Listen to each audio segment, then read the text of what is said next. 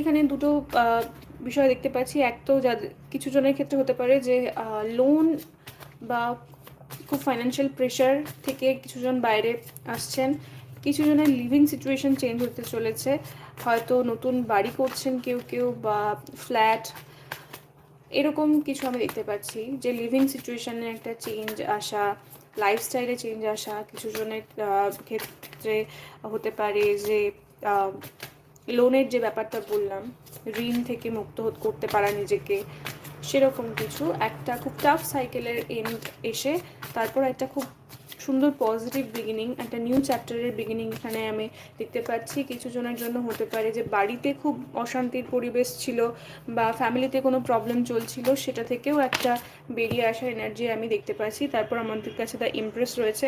কিছু জনের ক্ষেত্রে হতে পারে যে আপনার মা যারা দেখছেন তিনি বা মাতৃস্থানীয় কেউ